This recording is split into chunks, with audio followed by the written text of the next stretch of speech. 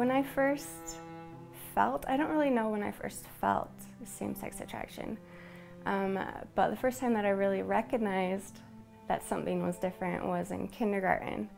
And I had a couple friends, these twin guys, and we went over to their house, me and my twin sister, and they had this picture of a girl in our class on their wall.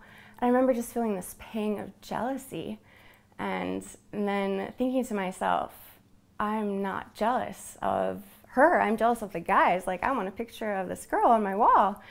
And it kind of hit me that that wasn't the way it was supposed to be. Like, the guys are supposed to have the pictures of the girls on their wall. I wasn't supposed to have a picture of a girl on my wall. And later in kindergarten, you know, they do kissing tag and stuff, and I didn't want to play because I wanted to chase the girls. And I just realized, like, that's not what you do. Like, that wasn't normal. And so I kind of was just very quietly to myself thinking, okay, I've just got to not say anything, because this isn't something that's done. Like, this isn't right. Not that it wasn't right, but that it wasn't how things go. And so since then, you know, all through elementary school, people would talk about their crushes, and I would have crushes and not talk about them. And it was constantly you get asked a lot, like, okay, who do you like? Who do you like? Like, oh, do you like Eric? Do you like Bob? Do you like Fred? Or whoever.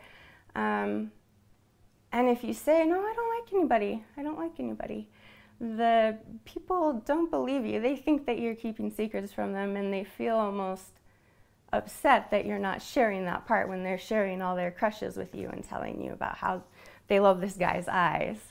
And so I had to make up these stories about these different guys that I liked. I'd just pick one in the class, or if a lot of people like this person, I'd be like, sure, yeah, I like Eric. Like, he's cute. I really like his eyes. But I'd have to kind of make up this fake persona my whole life, because what I felt was so different and not talked about that I had to keep it all inside. And, you know, I dealt with that fine during elementary school, and then junior high, it got to be hard. It got to be where I felt like I was lying to myself all the time. I was lying to everybody else, and my family didn't go to church from the time I was 4 to the time I was 12. But when we started going again, you know, being LDS, my family raised me LDS. And I loved going to church. I loved being in Young Women's. I loved testimony meetings. I loved feeling the Spirit and learning about Jesus Christ.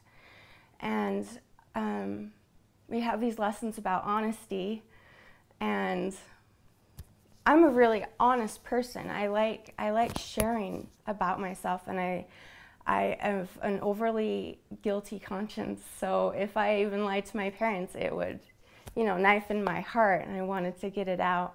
But I felt like I couldn't tell the truth about this thing, because really I felt like it would hurt other people, especially my twin. My twin and I have always been really close. And, you know, all those years, I didn't say anything. I didn't hint at anything ever. You know, I'd tell her about these made-up crushes I had, or every once in a while I'd have a real crush on a boy, and it'd last like a week. So I just make it longer in my mind. But I was so scared to tell her the truth about my attraction towards girls, because I felt it would hurt her. I felt it would, I don't really know why I thought it would hurt her. I just thought, I knew that it would. That her sister wasn't normal, or that I had been lying to her, or just the fact that it was something different. It wasn't what was required. I ended up, when I was 16, I ended up telling my parents that I was attracted to girls. And I was really scared to do it, but I felt like I didn't want to lie to my parents. I didn't want to lie anymore. I was just really tired of just having this facade and not being who I really was. And so I told my parents, and I was really blessed that my family, my parents, almost everyone I've told has been really loving and charitable towards me. And it's allowed me to get rid of this fear that I have that people aren't going to accept me, they're not going to love me because I feel this way. And that's, I think, a fear that a lot of people have, that they won't be accepted, that they won't be loved, just because of the way that they feel. I mean, I hadn't even acted on anything, but it was just the fact that I had these feelings that somehow made me feel dirty when I was just as clean as anybody else. And growing up and trying to get my spirituality and this sexuality that I had, I didn't know how to do that, so I kind of kept them separate. You know, I had these feelings, but well, whatever the feelings, and I kept close with the church, and I went on a mission, went to southern Texas, and it was the happiest time of my life. I loved it. I loved every bit of it. I loved teaching about the gospel. I loved seeing people's lives change. And I had a crush on my companion, and it sucked. It was very painful. It was hard to concentrate, but I ended up telling her, and she just put her hand on my shoulder and said, "It's okay." And we were able to go on and teach so much better because I was being honest with her and I was being honest with myself. So I was able to feel the Spirit more.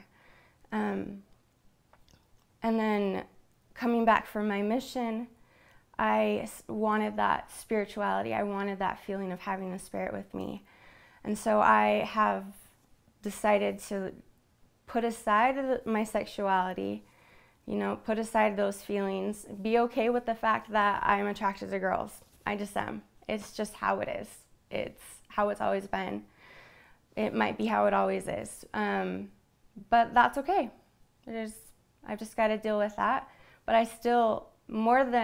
I want to be close to God more than anything else, and I want to reach the goals that I have of someday marrying in the temple and having kids and being able to love a man and raise a family together. And that seems far away. It seems almost unattainable at times, but that's what I want, and it goes against what I feel in attraction, but that's what I feel in my heart.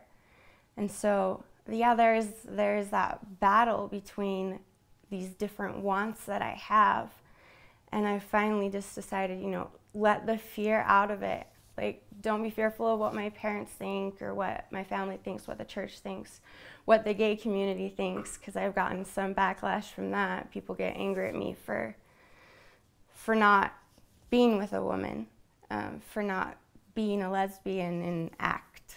And that's hard, not knowing where I belong, not feeling like I belong in the church because they don't want me because I have the feelings, and feeling like I don't belong in the gay community because I don't want to act on them. And it's just that feeling of, where do I belong? I don't really belong anywhere. And it's hard. It's really hard, and it's lonely at times. But I just have to do what feels right in my heart and what I believe will bring me the most happiness. And just put everything else aside and be okay with people not agreeing with me and just live what I believe and still be close to God and have relationships that make my life fulfilling.